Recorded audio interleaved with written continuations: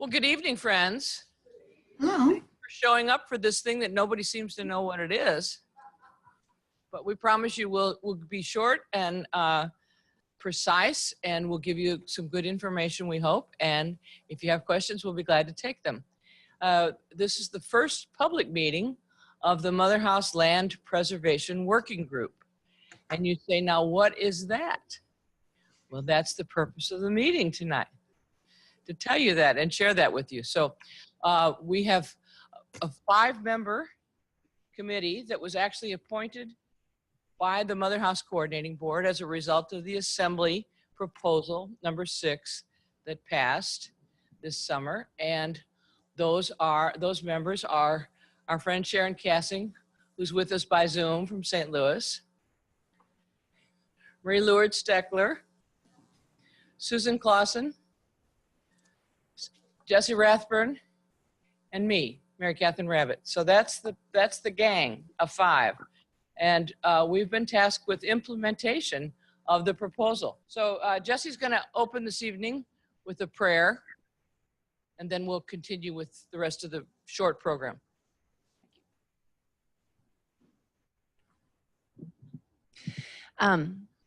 It is a prayer. It's an excerpt from an essay by Robin Wall Kimmerer, who wrote Braiding Sweetgrass. I know several of us have read that book. This is called Returning the Gift, and I think it's an absolutely beautiful 2-page essay. I'm only going to read the beginning and the end, don't worry. But if you want a copy, I'd be happy to send it to you. We are showered every day with the gifts of the earth, gifts we have neither earned nor paid for. Air to breathe, nurturing rain, black soil, berries and honeybees, the tree that became this page, a bag of rice, and the exuberance of a field of goldenrod and asters at full bloom. Though the earth provides us with all that we need, we have created a consumption-driven economy that asks, what more can we take from earth? And almost never, what does earth ask of us in return? The premise of earth asking something of me, makes my heart swell. I celebrate the implicit recognition of earth's animacy, that the living planet has the capacity to ask something of us, and that we have the capacity to respond. We are not passive recipients of her gifts, but active participants in her well-being. We are honored by the request. It lets us know that we belong. So when we ask ourselves, what is our responsibility to earth? We are also asking, what is our gift? Among the most potent of our gifts is gratitude, which is much more than a simple thank you. Giving thanks implies recognition not only of the gift, but of the giver. Gratitude propels the very recognition of the personhood of all beings and challenges the fallacy of human exceptionalism. The idea that we are somehow better, more deserving of the wealth and services of earth than other species. Gratitude is our first but not our only gift. We are storytellers, music makers, devisers of ingenious machines, healers, scientists, and lovers of an earth who asks that we give our own unique gifts on behalf of life. Let us live in a way that earth will be grateful for us. Thank you, Jesse. We're gonna now read the Assembly proposal. We're gonna show it on the screen, and Marie Lourdes is gonna read it. So you kind of refresh your memory of what it is that we agreed to back in Shepherdsville this summer.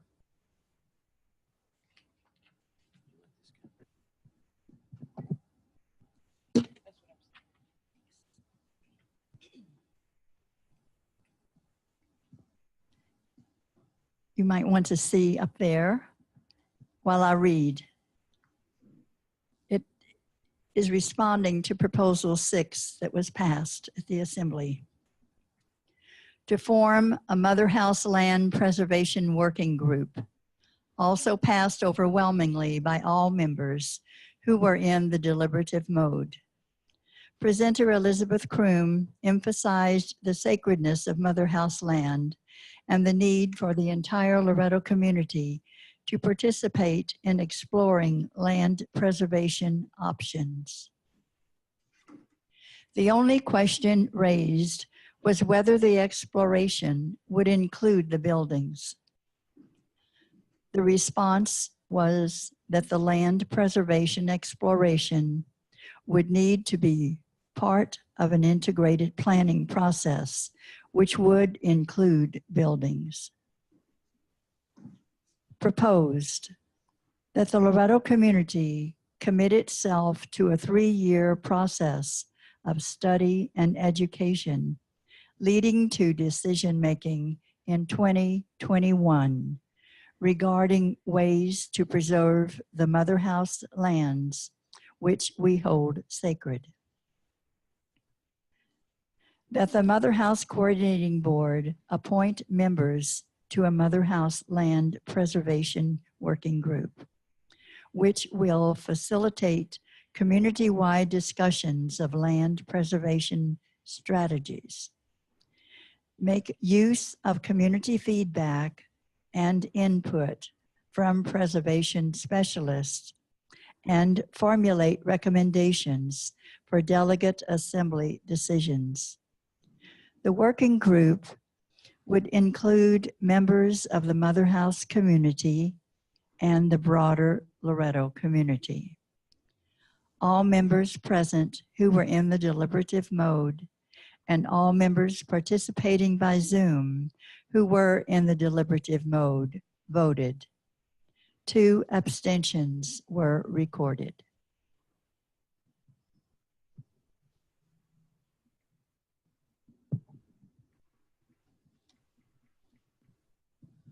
So again, the 5 members of the committee, the working group, are here. We were appointed by the Mother House Coordinating Board in September, and that's Marie Lourdes, Susan, Jesse, Sharon, and me. So that's the committee. We've met 3 times to date, 2 by Zoom, 2 meetings by Zoom, and 1 yesterday face-to-face at Jesse's house.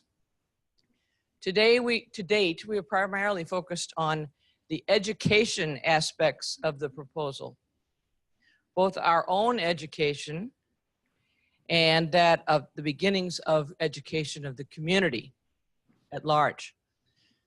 For our own education, yesterday we met with Susan Hamilton, who is with the Religious Lands Roundtable. Some of you may have noticed her at lunch yesterday, or dinner, at dinner yesterday as a guest. She's an attorney. She's worked a lot in the field of land issues, both in Vermont and in Louisville, with the city and county of Louisville on some land trust issues. And she's a consultant with a number of groups.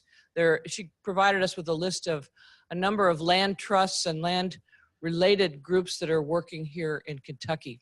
She herself is on the board of Bernheim Forest, and some of you may know that Bernheim Forest is looking at a wildlife corridor between Bernheim and Fort Knox.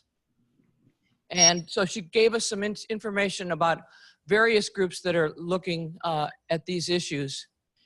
And one of the questions we ask her is the pros and cons of working with either a local group that's based here in Kentucky versus a national group.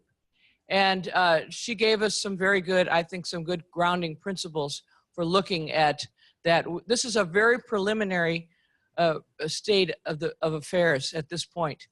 Remember, we have a 3-year process from which to work, and that includes education strategies, looking at various options and ways of using and preserving the land, educating the community at large, and then finally preparing a proposal for Assembly 2021. So that is the gist of things. We also spoke yesterday among ourselves around the beginning ideas of some of the educational focus for the community at large including some topics and questions and issues to be discussed at spring community group meetings. So I think our current plan is to develop detailed next steps and a timeline to include education, explanation of any alternatives, continued consultation with experts, and collaboration with other groups. So that in a nutshell is where we are today in a little over 2 months of implementation. So if you have questions or comments or things that you think you want to suggest to any of us, we'd be glad to take a few minutes to hear from you. I just wanted to say I was happy to see Susan Hamilton here. I've worked with her on the roundtable, and she's a good source. And that's really important, that we use local people who have worked here on land issues. She also has a familiarity with Kentucky law, which helps.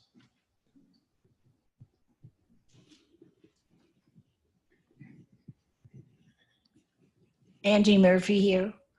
I think last year I went through Bernheim Forest. I was amazed at all that they had. They had so much. And I think we can learn a lot from them.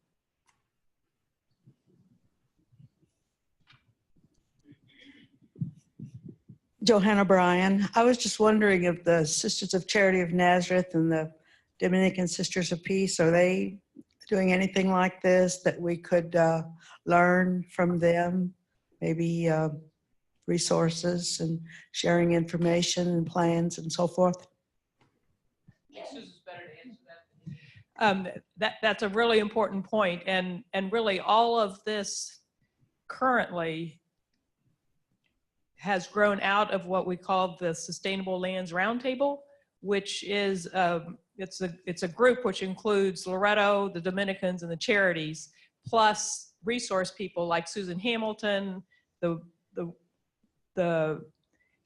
forest manager from Bernheim, and a handful of other people with expertise in land. So really, it's the three communities together that are inspiring each other to pursue it kind of on our own lands.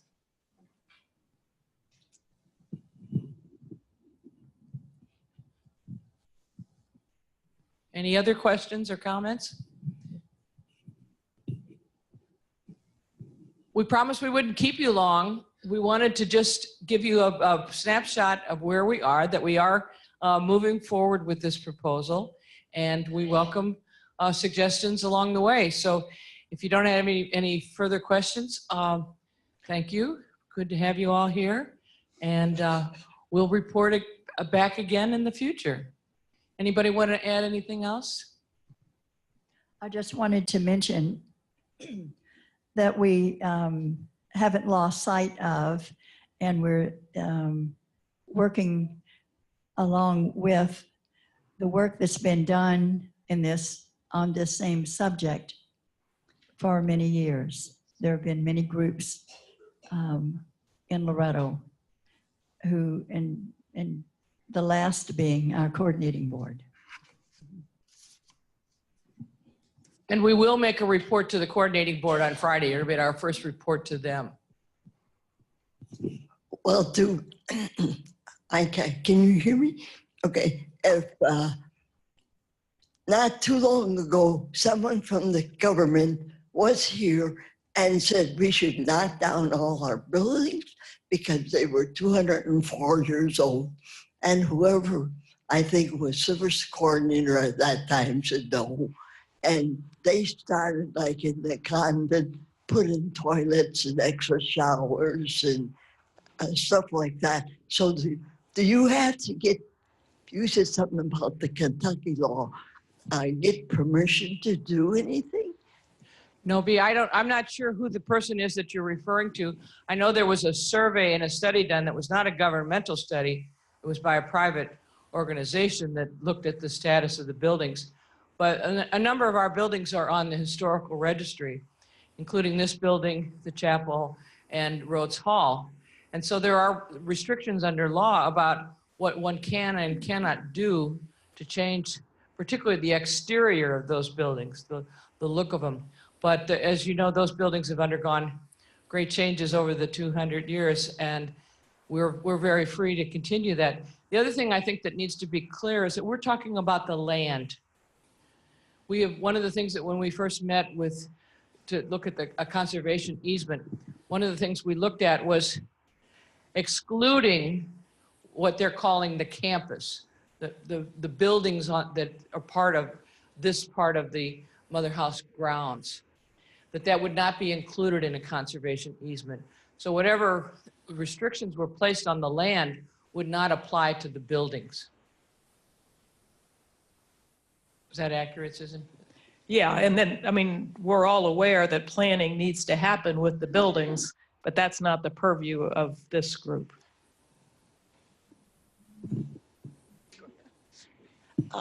We were just saying, I'm not sure everybody understands conservation easement and what you're talking about when you mention it.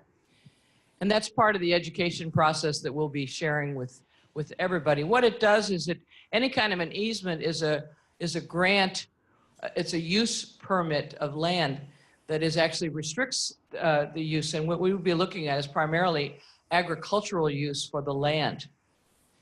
And, but we would be looking at the land per se, not at the entire Mother House complex or property.